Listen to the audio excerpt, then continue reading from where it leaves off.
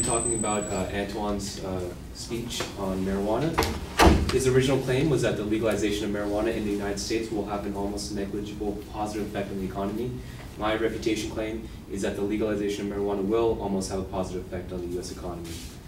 Antoine's secondary claims were that overall marijuana revenues would be minuscule in addressing America's financial problems. The second one was marijuana production cost decrease would cause a significant increase in consumption.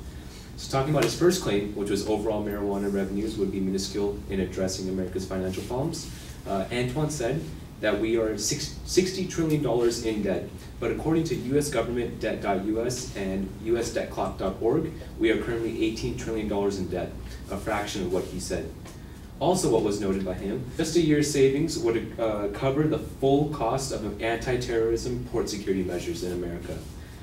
Actually, the source that Antoine used, Jeffrey Miron, advocates for legalization of drugs, including cocaine, heroin, and marijuana. He states that the prohibition of drugs is the worst solution for preventing abuse. Firstly, it brings about a black market that is corrupt and costs human lives.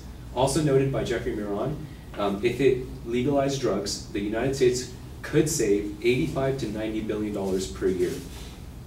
Antoine noted that taxpayers pay around $42 billion a year for prohibition, which would tremendously help if marijuana was legalized. Antoine's second point is marijuana production cost decrease would cause a significant increase in consumption. It is stated that when marijuana enters the body, the person becomes slow, lazy, loses productivity, and that it clouds your judgment. And this was made by Antoine. Stated by WebMD, marijuana increases your heartbeat and it slows your reaction time. By saying the original characteristics of marijuana, the audience has to assume that marijuana makes people lazy and unproductive. And this can be the opposite for some people. It can make them more creative, and it doesn't have to necessarily make them more unproductive. People who, he also talked about people who came into work high, or how productivity would go down. If someone were to come into work high, they should be immediately fired, and the employer should make rules on this. A lot of the American public does smoke marijuana, so his claim was that the economy would go down because people would be less productive in their job. If people want to smoke marijuana, they can do that on their own time. Especially, I don't think that this would happen. An example would be that if McDonald's hamburgers went down from $1 to 50 cents, I wouldn't buy twice as much hamburgers because I can only eat so much. If this was the case, then many people would be out of today's workforce and the economy would get hurt because people do smoke marijuana. There's no evidence that he claimed, and there's no correlation between the increased consumption of marijuana would decrease the state of the economy. My point is that according to the report, the Colorado Cannabis Industry, a Tale of 10 Cities, in 2011, Colorado's 10 largest cities produced $5.2 million in local sales tax revenue, and a lot of it was from medical marijuana. My conclusion is that Antoine's original claim was that the legalization of marijuana in the United States will have an almost negligible positive effect on the economy. My claim was that the legalization of marijuana will have a positive effect on the economy.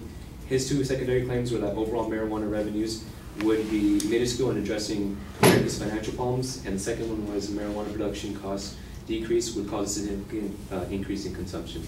Thank you.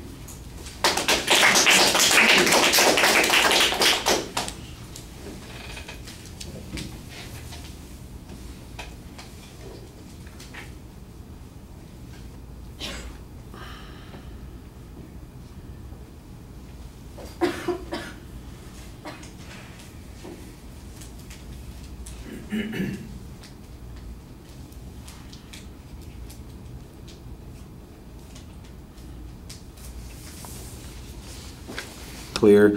I think you need to develop the counterclaim a little bit more, but I think you're on the right track on that issue as you go along. The debt issue, the dispute over how much debt there is, I don't know if those are necessarily incompatible figures. For instance, the one might represent the debt of the United States government, and the other might represent the total debt in the United States. So I don't know that there's automatically a problem. However, the question is, how significant is marijuana revenue going to be to addressing those issues?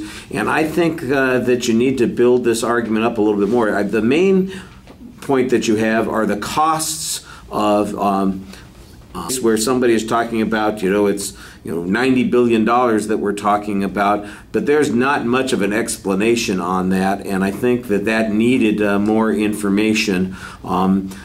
The negative consequences of prohibition are talked about a little bit, but those weren't really cost or revenue-based issues. They had to do with maybe some other issues like black markets and some of the shady things that go on in that area. I'm not sure. You talk a little bit about how people might be affected by marijuana, and I think you put up a brave front on this issue that people who, if they use marijuana, they ought to be fired, that kind of thing. The problem is, I suppose, that it's a little bit difficult to tell those sorts of things. I don't know if there's any data that compares productivity or effectiveness on those sorts of things. You got this general argument that maybe sometimes people are more creative when they use marijuana. That's a bit of a stretch. And so I'm listening to this argument and going, well, I don't know, maybe. And then I think you undermine your credibility a little bit. I know you've got the example about the McDonald's hamburgers. You wouldn't eat twice as many hamburgers. Nobody's saying that you would eat twice as many, that twice as many people would be buying hamburgers. That's the issue. So it's not that suddenly people who smoke pot are going to smoke twice as much pot. It's you're going to have twice as many people smoking pot as you had before. And I think the idea that there's no relationship between price and consumption, just I only got a C in my economics class, but even I know. Just talk about the hard stuff. How much money are we spending on prohibition? How much is it costing us to do these things? And then later on, you've got the argument that says, look, we know that we're getting some tax revenues. And I think your response on it was as strong as it needed to be. The other arguments are the places where you have those better issues. Like the way I'm pointing to those arguments as if they're right here on the wall. That's the way I'm visualizing it in my head. Sorry about that. All right, thank you.